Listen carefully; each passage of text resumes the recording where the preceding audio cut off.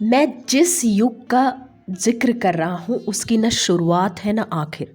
वह एक बादशाह का बेटा था और महलों में उसका पालन पोषण हुआ था, किंतु उसे किसी के शासन में रहना स्वीकार न था।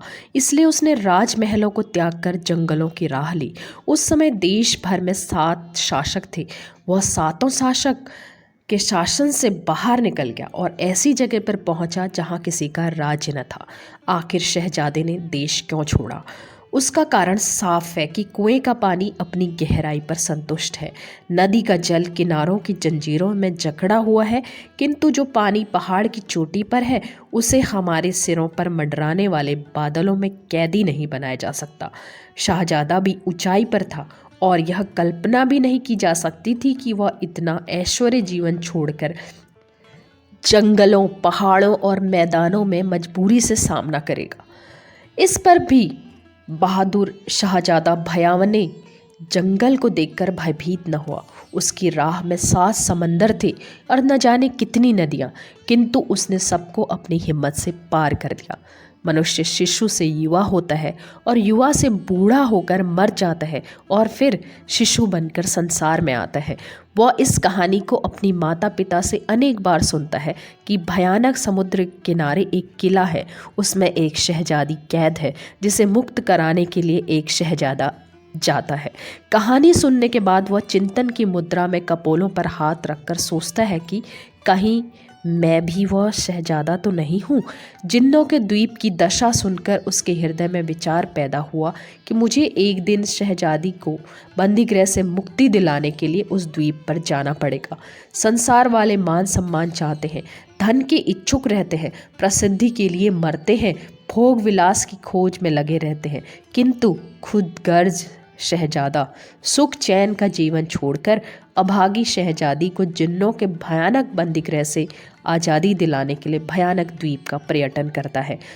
भयानक तूफानी सागर के सम्मुख शहजादे ने अपने थके हुए घोड़े को रोका, किंतु पृथ्वी पर उतरा न था कि सहसा दृश्य बदल गया और शहजादे ने आश्चर्यचकित दृष्टि से देखा कि सामने एक बहुत बड़ा नगर बसा हुआ है। ट्रॉम चल रही है, मोटर दौड़ रही है, दुकानों के सामने खरीदारों की और दफ्तरों के सामने क्लर्कों की भीड़ है।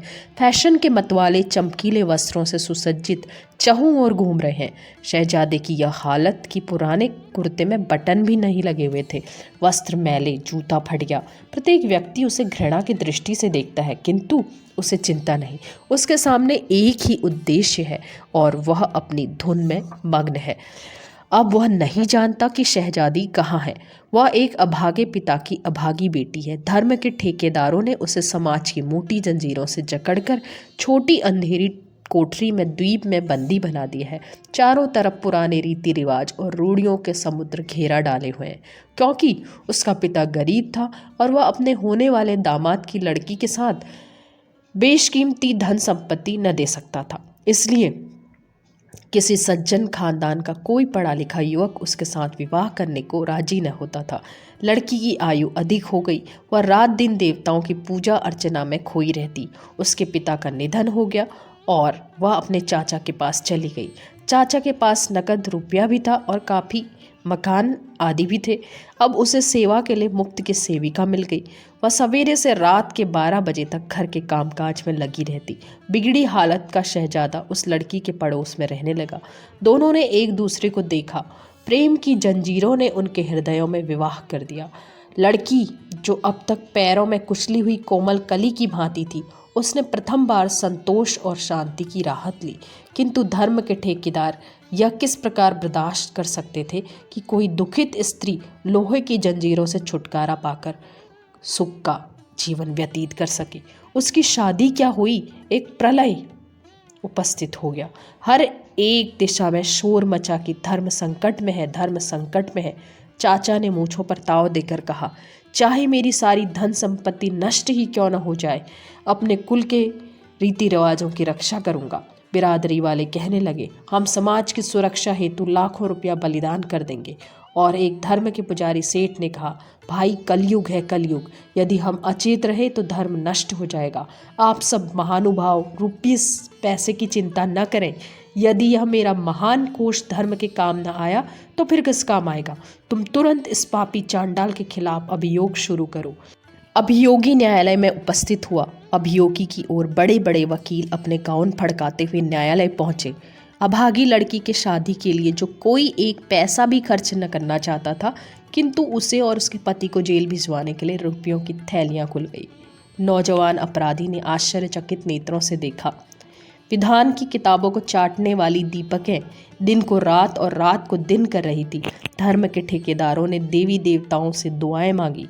किसी के नाम पर बकरे बलिदान किए गए, किसी के नाम पर सोने का तख्त चढ़ाया गया।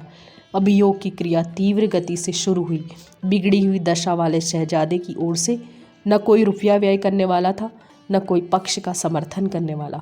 न्यायाधीश ने उसे कठिन कारावास की सजा दी। मंदिरों में खुशी के घंटे घड़ियाल बजाए गए, संपूर्ण शक्ति से शंख बजाए गए, देवी और देवताओं को बलि दी गई, पुजारियों और महंतों की बन आई।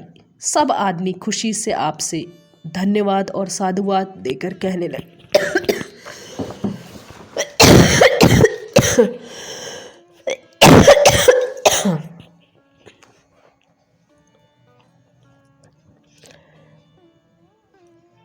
भाइयों, यह समय कलयुग का है, परंतु खुदा की मेहरबानी से धर्म अभी भी जीवित है।